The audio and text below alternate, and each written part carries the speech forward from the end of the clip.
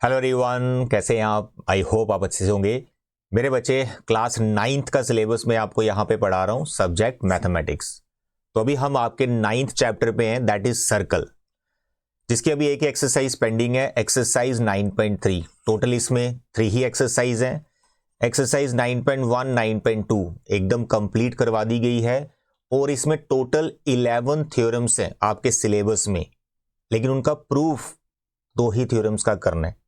तो एक का प्रूफ मैं ऑलरेडी फर्स्ट लेक्चर में करवा चुका हूं। तो आज के लेक्चर में जो नेक्स्ट हमारा थ्योरम है 9.7 आई थिंक, इसका प्रूफ हमारे सिलेबस में, और आप किसी भी सीबीएसई स्कूल में हैं या किसी स्टेट बोर्ड स्कूल में, तो इस थ्योरम का प्रूफ 99% एग्जाम में आता है। फाइनल एग्जाम हो जहां फिर क्लास का कोई टेस्ट हो रहा है, तो ये थ्योरम का प्रूफ आपको बहुत बार पूछा जाता है। थ्योरम क्या है? The angle subtended by an arc at the center is double the angle subtended by it at the remaining part of the circle. इस थ्योरम का स्टेटमेंट भी आपको याद कर लेना है और इसका प्रूफ तो 100% करना ही करना है। तो आज के लेक्चर में मैं इस थ्योरम का आपको प्रूफ करवाने वाला हूं, और जो हमारी पेंडिंग टोटल 5 थ्योरम्स पेंडिंग है उनको हम अंडरस्टैंड करेंगे, उनके कॉन्सेप्ट को सीखेंगे और कैसे अप्लाई करना है क्वेश्चंस में, वो हम यहां पे आज समझेंगे। उसके बाद हम 9.3 की एग्जाम्पल्स करना स्टार्ट करेंगे नेक्स्ट लेक्चर में, और उसके बाद हम एक्सरसाइज स्टार्ट करेंगे। तो सर्कल के लिए मैंने आपको बता रखा है, बहुत से बच्चों को ये कंफ्यूज करता है, बट मैंने जो आपको एक ट्रिक समझ लो कि कैसे इसको प्रिपेयर करना है, वो मैंने आपको बताया कि सिर्फ इसके डेली 4 to 5 क्वेश्चंस मैक्सिमम इतने ही प्रिपेयर करने।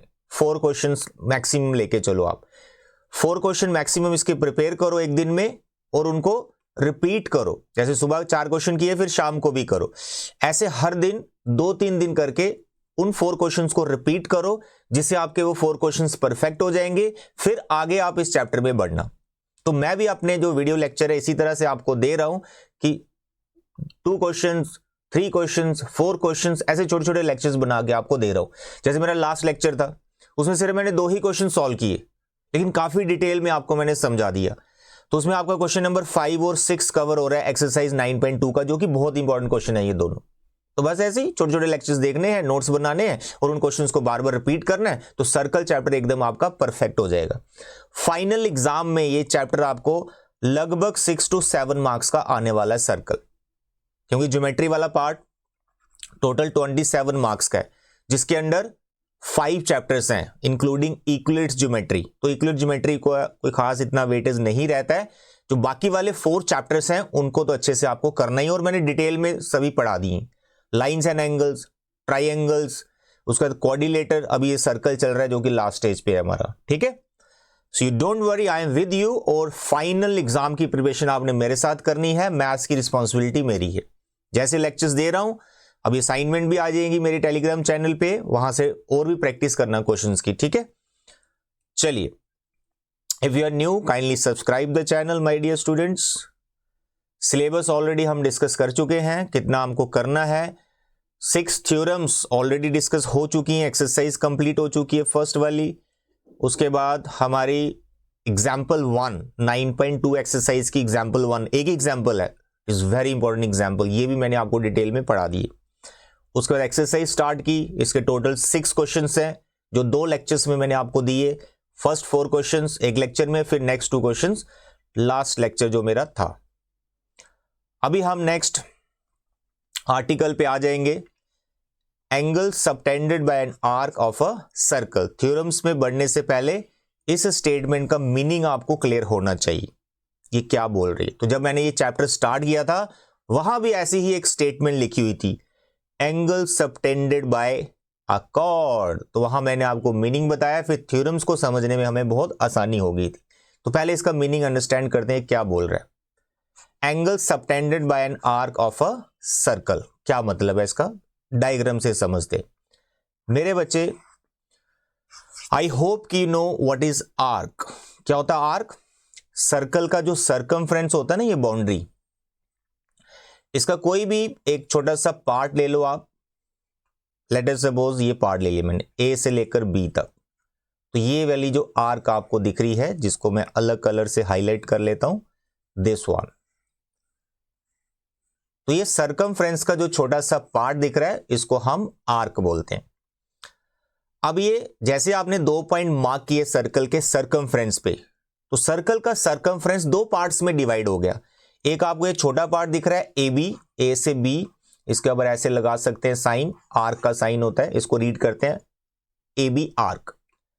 इस तरह से एक पार्ट और है जिसको हम ए बी ही बोल सकते हैं। ये देखो, ये दूसरा वाला बड़ा वाला पार्ट, ये भी ए बी आर्क है। तो आप किस आर्क की बात कर रहे हैं? तो जो छोटा वाला पार्ट है दैट इज माइनर, तो इसके आगे आप माइनर वर्ड यूज कर सकते हैं। This is minor arc A B, नहीं तो कंफ्यूजन हो जाती कि किस आर्क की बात कर रहे हैं। This is major arc A B. Is it clear? तो यहां पर जब भी सर्कमफ्रेंस पे आप 2 पॉइंट मार्क करेंगे, सर्कमफ्रेंस 2 पार्ट्स में डिवाइड हो जाता है और दोनों पार्ट्स को आर्क ही बोलते हैं। एक छोटा पार्ट है तो माइनर आर्क, बड़ा वाला है तो मेजर आर्क। क्लियर है? ओके। अब हमारा क्या है? Angle subtended bye an arc.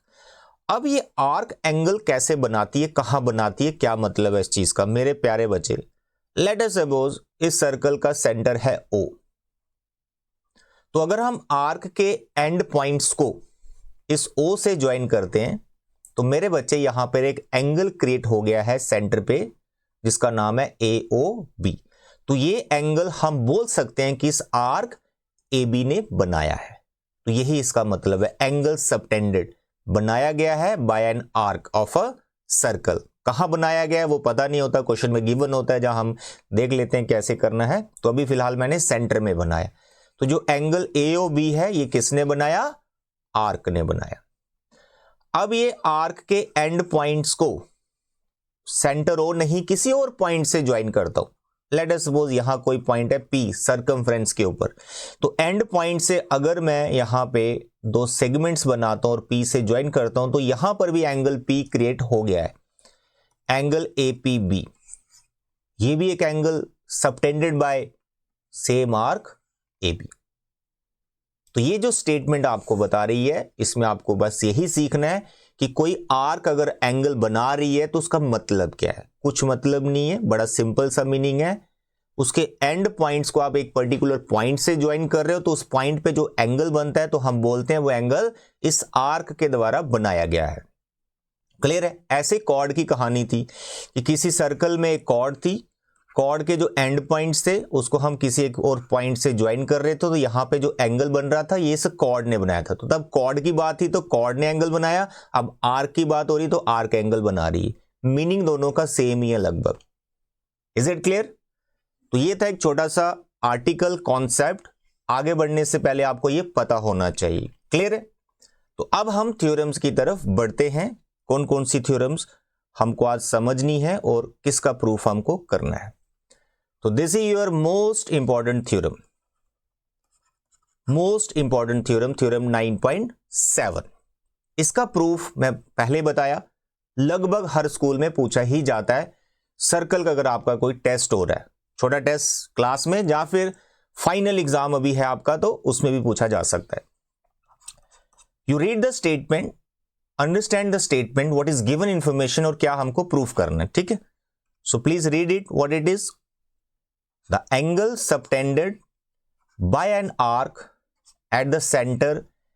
अच्छा, अब देखो यहां से लिखा ना, the angle subtended bye an arc. अब किसी बच्चे को ये नहीं पता कि आर्क एंगल बनाती है तो वो कैसे बनाती, क्या होता है, इसलिए आपको ये सारी चीजें यहां पे समझाई गई पहले। ठीक है?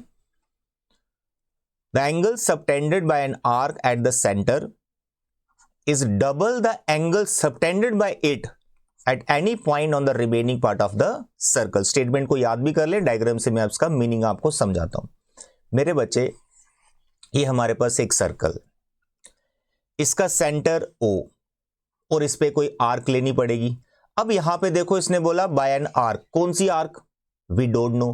माइनर आर्क भी हो सकती है, मेजर आर्क भी हो सकती है और दोनों आर्क्स इक्वल भी हो सकती है। दोनों आर्क्स इक्वल है तो मतलब सेमी सर्कल एंगल बना रही। ठीक है? तो 3 केस यहां पर बनेंगे क्योंकि आर्क स्पेसिफिक यहां पर बताई नहीं गई, तो हम तीनों केस यहां पे करेंगे। तो अभी फिलहाल मैं आपको माइनर आर्क की हेल्प से पहले इसका स्टेटमेंट का मीनिंग समझाता हूं। मेरे बच्चे, this is your minor arc AB। तो ये एक एंगल बना रही है सेंटर में, ये इसको ज्वाइन कर दी। तो AOB is a angle subtended by the arc AB at the centre. इसी तरह से बोल रहा है subtended bye it at any point on the remaining part of the circle. Remaining part का मतलब हो गया इस माइनर आर्क, खुद इस माइनर आर्क को छोड़कर जो सर्कल का पार्ट बचा, यानी मेजर आर्क की बात कर रहा है, तो यहां पर कोई पॉइंट मैं P ले लेता हूं। तो अब यहां पे B इस माइनर आर्क ने एंगल बना दिया है। तो यहां पर दो बातें समझ में आ रही हैं कि ये आर्क दो एंगल बना रही है, एक सेंटर में एंड एक remaining part of the circle. Clear है? अब इन दोनों एंगल्स का आपस में रिलेशन है, तो वही रिलेशन आपको यहां पे प्रूव करना है।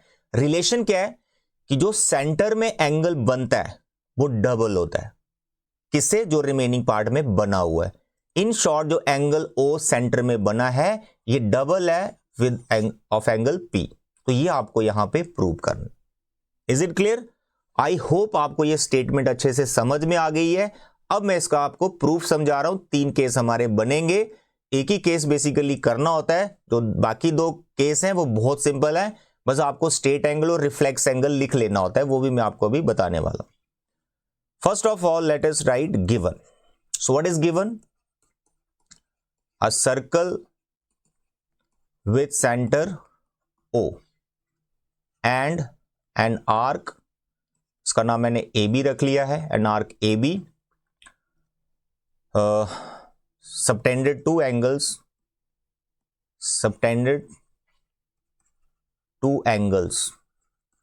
one at center of the circle, and other at remaining part of the circle. That's all. ये हमारा गिवन इंफॉर्मेशन हो गया। अब यहां पर हम बात करेंगे टू प्रूव की। तो टू प्रूव में सेंटर में जो एंगल बना, angle AOB is twice of angle APB, ये आपको प्रूव करना है। राइटिंग बच्चे थोड़ा सा गंदा लिखा जा रहा है, आई होप आप समझ पा रहे हैं कि क्या लिखा हुआ है। बहुत जल्दी मेरा राइटिंग भी इंप्रूव होने वाला है, क्योंकि हम बहुत जल्दी आपको बड़ी स्क्रीन पर पढ़ाएंगे। ये लैपटॉप की मेरी छोटी स्क्रीन है, बड़ी स्क्रीन पे मैं आपको बहुत जल्दी पढ़ाने वाला हूं। चलिए, तो ये आपको प्रूफ करना है। छोटी सी यहां पर हमें कंस्ट्रक्शन करनी पड़ेगी और उसके बाद 3 केस हमारे बनेंगे। तो पहला तो फर्स्ट केस ही मेरा माइनर का चल रहा है, उसके अकॉर्डिंग मैं डायग्राम फिर से यहां बना लेता हूं। This is centre O, this arc AB, ये एंगल हो गया सेंटर में और ये एंगल हो गया रिमेनिंग पार्ट पे P। तो कंस्ट्रक्शन में आपको क्या करना है? ज्वाइन PO, P से O को ज्वाइन करना है एंड एक्सटेंड इट, और इसको थोड़ा एक्सटेंड कर लेना है एंगल क्रिएट करने के लिए। टू Q रख लेते हैं। Join OP and extend it two point Q। अब बात करते हैं प्रूफ की। तो प्रूफ में आपने सबसे पहले यहां पे लिखना है 3 केसेस अराइज। 3 केस यहां पे बनेंगे। फर्स्ट केस में आपको यहां पे बताऊंगा अभी, when AB is minor arc, जब AB हमारी माइनर आर्क होगी, वो वाला केस हम यहां पे करेंगे। बेसिकली केस एक ही करना है, लास्ट के जो 2 केस है बस छोटी सी स्टेटमेंट ही वहां पे लिखनी है। ओके डियर, चलिए अब देखो कैसे बनाना है इसका प्रूफ। केस बना गया माइनर आर्क। ये आपको डायग्राम दिख रही है यहां पे, इसमें 2 ही स्टेप्स है आपके, 2 स्टेप्स में प्रूफ हो जाता है इसका। सबसे पहले आप यहां से शुरुआत करेंगे। यहां मुझे 2 ट्राइंगल्स दिख रही हैं, एक POA और दूसरी POB, दोनों 1 by 1 ये ट्राइंगल्स लेनी है और इसमें 2 एंगल्स आपस में इक्वल है, वो आपको पहले बताना है, ठीक है। तो first of all I am writing in triangle POA, ये वाली ट्राइंगल ले ली। इसमें आपको लिखना है AO is equal to PO। Reason दे सकते हैं आप, radius of same circle, radius of same circle. ये दोनों साइड्स इक्वल इन इस ट्राइंगल की, तो आप बोल सकते हो this angle is equal to this angle. इनकी आप नेमिंग कर लें, इसका नाम रख रहा हूं मैं 1 और दूसरे का रख लेते हैं 2। ये वाला एंगल हमारा 1 हो गया और ये एंगल 2 हो गया। सर्कल के ट्राइंगल के इंटीरियर एंगल्स हैं, जो अपोजिट इक्वल साइड्स के अपोजिट बैठे हुए, तो ये दोनों एंगल्स हमारे इक्वल, तो angle 1 is equal to angle 2, इसको नंबर 1 रखें। और रीजन आप लिख लें प्लीज, क्या, angles opposite to equal sides. चलो लिख लो बेटा जल्दी से, क्या बोला मैंने, angles opposite to equal sides, बस ऐसे लिखना आपको, तो 1 इक्वल टू 2 हो गया। दूसरी ट्राइंगल लेनी पीओबी, इन ट्राइंगल पीओबी, इसमें भी दो साइड्स इसकी इक्वल है, पीओ बीओ, ओपी ओबी,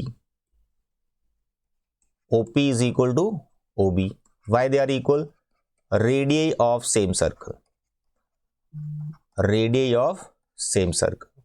तो जब ये इक्वल है, इनके अपोजिट एंगल्स इक्वल है, तो हो गया angle 3 is equal to angle 4। Number 2, reason same, angles opposite to equal sides. मेरे बच्चे ये हम रख लेते हैं एंगल 3 और ये रख लेते हैं एंगल 4, इक्वल साइड्स के अपोजिट वाले एंगल से हमने ट्राइंगल में सीखा हुआ, तो ये हमने पहले ही बना के रख लिया, हमारी हेल्प करेगा अभी। ये हो गया एक स्टेप, ये एंगल्स इक्वल बताना। अब आपका नेक्स्ट स्टेप आ गया। नेक्स्ट स्टेप क्या है, एक्सटीरियर एंगल की प्रॉपर्टी जो ट्राइंगल में होती है, मैं यहां आपको थोड़ा रफ में बता देता हूं। ये ट्राइंगल है ना, इसकी कोई भी एक साइड को एक्सटेंड कर दो, तो मानो इस साइड को मैं एक्सटेंड कर देता हूं, तो ये बाहर वाला जो एंगल बनता है ना, इसको बोलते हैं exterior angle of the triangle. तो ये बाहर वाला जो एंगल होता है, ये अंदर के जो दो इंटीरियर एंगल होते हैं उनके सम के बराबर होता है, यानी ये अकेला इन दोनों के टोटल के बराबर होता है। इसके बगल वाला एंगल नहीं ले लेना, लीनियर पेयर एंगल नहीं लेना, इसको जो टच नहीं करता, उसके जो अपोजिट एंगल्स है, उन दोनों एंगल्स को लेना होता है। इन दोनों एंगल्स का जो सम होता है, ये अकेला इस एक्सटीरियर के इक्वल होता है। तो ये कॉन्सेप्ट यहां पे अप्लाई होगा। यहां पे कोई भी एक ट्राइंगल ले लिया, इन ट्राइंगल जो पहले ली वही ले लो, पीओए, पीओए, इसका एक्सटीरियर एंगल बन चुका है, लाइन ऑलरेडी वो एक्सटेंडेड है, तो आपने एक्सटीरियर एंगल जब बोलना है तो पहले उसमें लिख लेना है, एक्सटीरियर वर्ड लिख लेना है, तो AEXT शॉर्ट में भी लिख सकते हैं। एक्सटीरियर और एंगल की मैं बात कर रहा हूं, AOQ, ये बाहर वाला angle AOQ, angle AOQ, this is exterior angle AOQ। किसके इक्वल है ये, इसके अपोजिट जो दो एंगल बैठे हुए हैं अंदर इनसाइड द ट्राइंगल, तो इसके अपोजिट है 1 और 2, तो ये 1 और 2 के सम के इक्वल, एंगल 1 प्लस एंगल 2। तो मेरे बच्चे एक्सटीरियर एंगल AOQ इन दोनों सम के इक्वल है। रीजन आप दे सकते हैं, exterior angle of a triangle is equal to sum of two interior opposite angles, ये रीजन आप लिख लेंगे, ठीक है। अब यहां 1 2 का जो सम है, अब यहां पर इसको एक ही एंगल में कन्वर्ट कर देना, जहां 1 में जहां 2 में। मेरे बच्चे 1 और 2 में 2 की कोई रिक्वायरमेंट नहीं, आपको 1 वाली पोजीशन पे आना है, क्योंकि आपको P एंगल की तरफ बढ़ना है। तो 1 और 2 में 2 को हटा दो। क्यों हटा दो, हट जाएगा, क्योंकि जो 2 है वो 1 के इक्वल है, ऑलरेडी यहां देखो प्रूव कर रखा है, तो इसलिए यहां पे हमें 2 की रिक्वायरमेंट नहीं है। तो हम ऐसा करेंगे, इस 2 को मैं 1 ही लिख लूंगा। रीजन आप दे सकते हैं 1 इक्वल टू 2 ऑलरेडी यहां पे प्रूव किया कर रखा है। तो जो एक्सटीरियर एंगल AOQ है, it is twice of angle 1 हो चुका है, इसको नंबर 3 दे दो। Exterior angle AQ is twice of angle 1, clear. Similarly दूसरी ट्राइंगल पकड़े, POB, इसमें भी एक्सटीरियर एंगल है, एक्सटीरियर एंगल सर कौन सा, QOB, ये वाला angle QOB is equal to sum of two interior, 3 और 4 के इक्वल। रीजन बिल्कुल बच्चे इसका सेम लिखना है, ये जो लिखा हुआ दैट यू कैन राइट।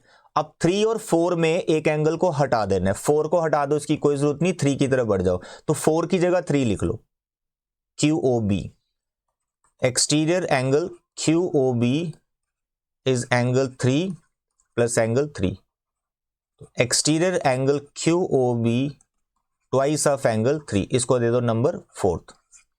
अब मेरे बच्चे जो आपका थर्ड और फोर्थ पॉइंट बना, इसको ऐड कर दो, exterior angle QOA plus exterior angle QOB, इनको मैं ऐड कर रहा हूं, लेफ्ट साइड ऐड कर दी, तो राइट साइड में क्या है, ट्वाइस ऑफ एंगल 1 और twice of angle 3।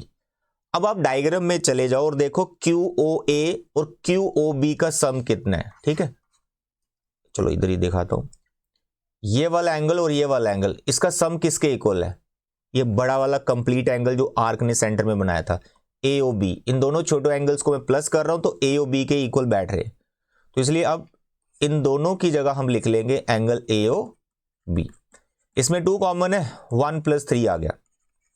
Now you tell me according to the diagram 1 और 3 का सम किसके इक्वल है। देखो P पोजीशन पे 1 और 3 बने हुए, तो 1 और 3 को जब ऐड कर देंगे तो पूरा एंगल P आ रहा है APB, twice of angle APB। यही आपको प्रूव करना था, हैंड्स प्रूव्ड। 2 स्टेप हैं इसके अंदर, एक आपने पहले एंगल्स इक्वल बता देनी है, फिर एक्सटीरियर का कॉन्सेप्ट लगा के ऐड कर देना है, कहानी खत्म।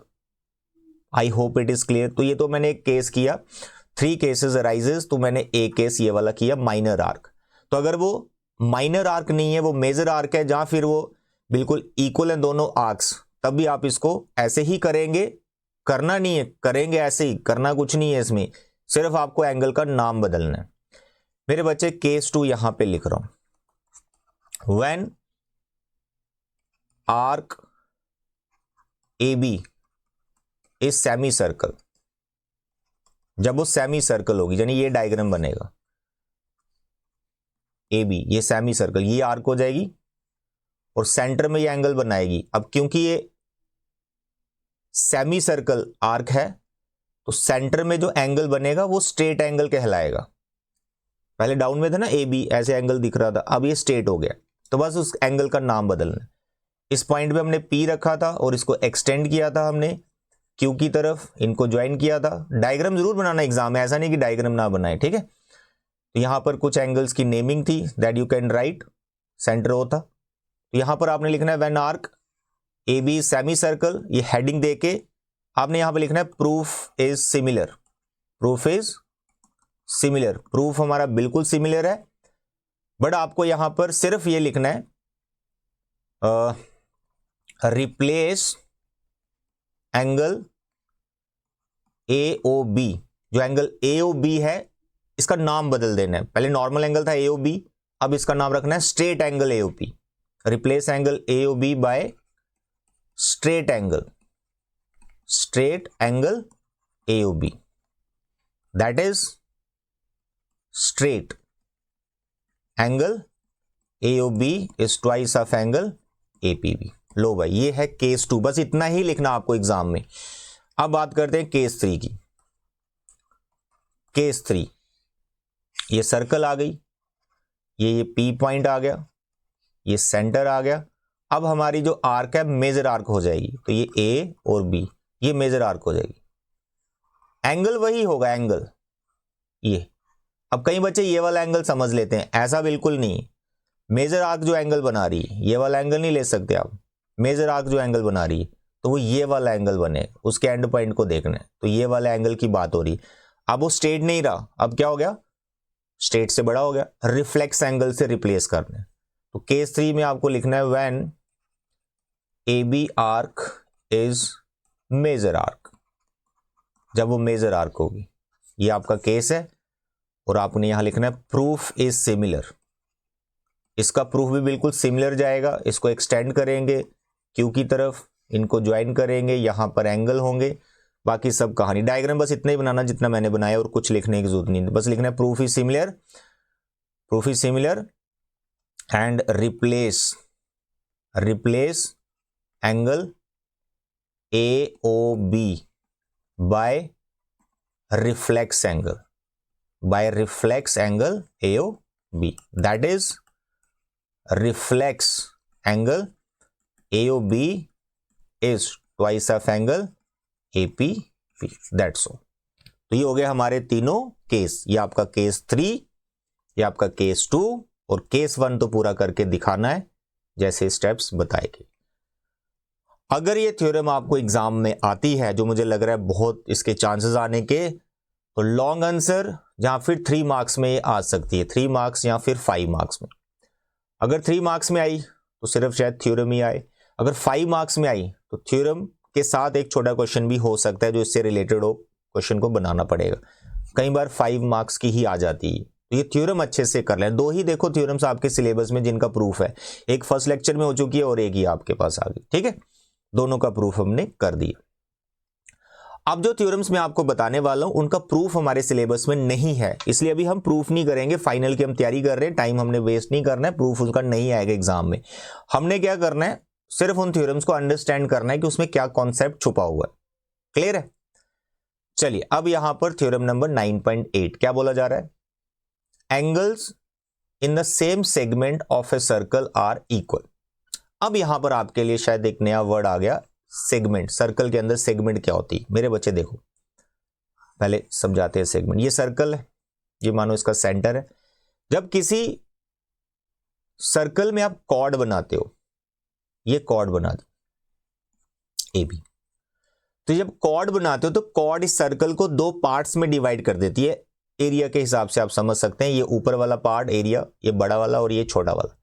तो इन पार्ट्स को सेगमेंट्स बोला जाता है। सर्कल की ये सेगमेंट्स होती हैं। क्लियर? तो छोटी वाली को माइनर सेगमेंट बोलेंगे और बड़ी वाली को मेजर सेगमेंट बोलेंगे। तो ये होती है सेगमेंट। छोटी क्लास में आपने पढ़ा होगा 8th में 7th में, ठीक है। तो यहां पे सेगमेंट मैंने बता दिया। अब ये क्या बोल रहा है, angles in the same segment of a circle are equal. एक ही सेगमेंट में आप जितने मर्जी एंगल्स बनाओ वो सारे इक्वल होते हैं। इस सर्कल की प्रॉपर्टी। अब इसका क्या मतलब है, देखो ये जो कॉर्ड बनी ना, कॉर्ड, इसके एंड पॉइंट से एंगल्स बनाओ, एंगल मेड बाय कॉर्ड्स, यानी इस कॉर्ड के द्वारा एंगल्स बनाओ बहुत सारे, एक ही तरफ बनाना, यानी एक ही सेगमेंट में बनाना, जहां मेजर सेगमेंट में बनाना, जहां माइनर सेगमेंट में बनाना। तो मैं यहां पर मानो एक पी पॉइंट ले लेता हूं, तो देखो मैंने इसको ऐसे ज्वाइन कर दिया, एक एंगल ये बन गया। अब मैं यहां पर एक क्यू एंगल ले लेता हूं, एक एंगल यहां बना दिया। ये दोनों एंगल्स इस कॉर्ड ए बी ने ही बनाए हैं या फिर इस आर्क ने ए बी ने बनाए हैं, लेकिन एक ही सेगमेंट में बनाए हैं, दोनों एक ही तरफ बनाए हैं, एक ही सेगमेंट में बनाए। तो ये दोनों एंगल्स मेरे बच्चे इक्वल होंगे। Angle P is equal to angle Q। आपने जब क्वेश्चंस करने हैं तो डायरेक्ट ऐसे लिख लेना है, angle P is equal to angle Q। बस आपको रीजन देना है कि एंगल इनको इक्वल क्यों ले रहे हो। आपने लिखना है angles in the same segment, बस ये रीजन देना है, angle in the same segment, that's all. ये है थ्योरम। अब ऐसा एक नहीं, 2 3 4 5 जितने मर्जी एंगल्स बना दो वो सारे ही इक्वल होते हैं। ये प्रॉपर्टी है, ज्योमेट्रिकली आप इसको देख भी सकते हो with the help of compass. अगर आप ड्रॉ करें एंगल्स स्केल की हेल्प से तो सब आपको पता चल जाएगा। देखो 2 एंगल्स में और बना देता हूं, एंड पॉइंट ए और बी ही होने चाहिए। याद, सर्कमफ्रेंस पे जितने भी एंगल्स बनाओगे इन द सेम सेगमेंट वो सारे इक्वल होंगे। अगर सेंटर में बनाओगे तो सेंटर वाला इन सबसे डबल होगा, जो अभी अभी थ्योरम में सीखा हमने। तो these all angles are equal. Is it clear? I hope आपको थ्योरम समझ में आ गई। Angles in the same segment are equal. अब चलते हैं आगे, theorem 9.9, very interesting, very easy. If a line segment joining 2 points subtends equal angles at the 2 other points lying on the same side of the line containing the line segment, the 4 points lie on a circle, the 4 points must lie on the circle, that is they are concyclic। Sir statement समझ में नहीं आ रही, diagram से समझाता हूं। कह रहा है if a line segment joining 2 points, लो भाई एक लाइन सेगमेंट बनाते हैं, 2 पॉइंट्स को ज्वाइन करके हमारे पास ये लाइन सेगमेंट आ गई। फिर क्या कह रहा है, subtends equal angles at the other 2 points lying on the same side of the line। लगभग इसका कन्वर्स ही है थ्योरम का, जो अभी अभी आपने समझी। देखो एक पॉइंट यहां P ले लेता हूं, एक Q ले लेता हूं। कह रहा है ये दोनों पॉइंट, जो अदर 2 पॉइंट्स लिया आपने, ये एक ही तरफ लेना ए बी के। अभी मैंने अप साइड ले लिया, इसके डाउन में भी ले सकते हो, तो मैंने ऊपर वाली तरफ ले ली। कह रहा है यहां पर ये सेगमेंट 2 एंगल बना देगी इन पॉइंट्स के साथ। देखो एंगल P बना दिया ए बी ने और एक एंगल Q बना दिया। क्लियर है? कह रहा है अगर ये दोनों एंगल्स इक्वल हैं, अगर ये दोनों एंगल्स इक्वल हैं तो भाई ये P Q B A, ये जो 4 पॉइंट्स हैं, ये सभी के सभी 4 पॉइंट्स एक सर्कल के ऊपर आ जाएंगे। ये प्रॉपर्टी है, सर्कल की ही लगा लो या फिर इन पॉइंट्स की लगा लो, इन एंगल्स की लगा लो, कि एक line segment on the same side बहुत सारे अगर एंगल्स बना रही है और वो एंगल्स अगर इक्वल है, इक्वल होना उनका जरूरी है, ये कंडीशन है, एंगल इक्वल होना जरूरी है। अगर एंगल इक्वल्स हैं तो ये 4 के 4 पॉइंट्स आपके कॉन्साइक्लिक होंगे। कॉन्साइक्लिक का मतलब ये चारों पॉइंट सर्कल के सरकमफ्रेंस के ऊपर लाई करेंगे। तो basically it is a converse of this theorem 9.8। Is it clear? Geometrically you can try this. तो ये सर्कल के ऊपर आ जाएंगे ऐसे। अगर इक्वल नहीं है तो सर्कल पे नहीं आएंगे, एक सर्कल के बाहर या अंदर रह जाता है। ठीक है, इक्वल होने की वजह से ही ये चारों पॉइंट सर्कल पे आ रहे हैं। तो ये थ्योरम 9.9। तो कहीं आपको हो सकता है प्रूफ करने आ जाए 4 पॉइंट्स आर कॉन्साइक्लिक, तो ये दो एंगल्स आपने इक्वल करने और ये कॉन्साइक्लिक हो जाएंगे। चलिए next is the concept cyclic quadrilateral. क्या होता है भाई मेरे बच्चे? Cyclic quadrilateral. मेरे बच्चे देखो, ये थ्योरम मैंने आपको अभी समझाई, तो यहां पर अगर मैं पी क्यू को भी ज्वाइन कर दूं तो यहां पर एक क्वाड्रिलेटर नहीं नजर आ रहा आपको? ए बी क्यू पी है ना, ए बी पी क्यू, ये क्वाड्रिलेटर आ गया। तो ऐसा क्वाड्रिलेटर जिसके 4 के 4 पॉइंट्स, 4 के 4 वर्टिसेस सर्कल पे लाई करे, सर्कल के सर्कमफ्रेंस पे आ जाए, ऐसे क्वाड्रिलेटर को कॉन्साइक्लिक क्वाड्रिलेटर बोलते हैं। और उसकी एक खास प्रॉपर्टी है, उसके अपोजिट एंगल का सम 180 डिग्री होता है। आपने प्रीवियस क्लास में पढ़ा होगा, अगर नहीं पढ़ा तो मैं आपको बता दूं कि 3 अगर नॉन कोलिनियर पॉइंट्स हैं तो सर्कल हमेशा उन 3 पॉइंट से पास करती है। वो पॉइंट्स कहीं पर भी आप रख दो, बस नॉन कोलिनियर होने चाहिए। नॉन कोलिनियर का मतलब जैसे ए है, ये बी है, ये सी, ये नॉन कोलिनियर है, यानी एक लाइन पे लाई नहीं कर रहे हैं। अगर एक ही लाइन पे तीनों लाई करते हैं इनको कोलिनियर पॉइंट्स बोलते हैं। तो अभी ये एक लाइन पे लाई नहीं कर रहे हैं, they are non collinear points. तो अगर ऐसे 3 नॉन कोलिनियर पॉइंट्स हैं तो इन तीनों पॉइंट से सर्कल पास कर जाएगी। जैसे ये सर्कल बनाता हूं तो ऐसे पास कर जाएगी। इसका प्रूफ बहुत सिंपल है, बड़े आराम से आप इसको ज्योमेट्रिकली बना भी सकते हो सर्कल को। जैसे ए बी का परपेंडिकुलर बाइसेक्टर बनाना होता है, बी सी का परपेंडिकुलर बाइसेक्टर बनाना होता है, जहां दोनों बाइसेक्टर मीट करते हैं वो सेंटर बनता है, फिर कंपास से आप सर्कल बना सकते हो। यानी जो 3 नॉन कोलिनियर पॉइंट्स होते हैं वहां से सर्कल हमेशा पास करती है, 100% पास करती है। डाउट आता है 4th पॉइंट का। अगर 4th पॉइंट भी सर्कल पर है तो इन 4 पॉइंट्स को हम क्या बोलेंगे? Concyclic point. 3 तो हमेशा कॉन्साइक्लिक होते हैं, 3 पॉइंट्स आर ऑलवेज कॉन्साइक्लिक। अब 4th पॉइंट कॉन्साइक्लिक है या नहीं तो उसके लिए हम प्रूफ करना पड़ता है हमें, जो पीछे थ्योरम बताया अभी और आगे भी थोड़ा अभी आप देखेंगे। तो मानो डी एक 4th पॉइंट है और ये भी सर्कल पे है, तो इन 4 पॉइंट्स को हम कॉन्साइक्लिक बोलेंगे। और इन 4 पॉइंट से जो क्वाड्रिलेटर बन रहा है तो इस क्वाड्रिलेटर को हम क्या बोलेंगे? Cyclic quadrilateral. और इस क्वाड्रिलेटर की एक प्रॉपर्टी क्या है कि जो भी क्वाड्रिलेटर जो साइक्लिक होगा, जिसके वर्टिसेस सर्कल पे आएंगे, उसके अपोजिट एंगल का सम 180 डिग्री होगा। बी और डी का सम 180 डिग्री होगा, जो अभी नेक्स्ट थ्योरम में समझेंगे। ए सी का सम 180 होगा। Is it clear? I hope you got the idea of cyclic quadrilateral.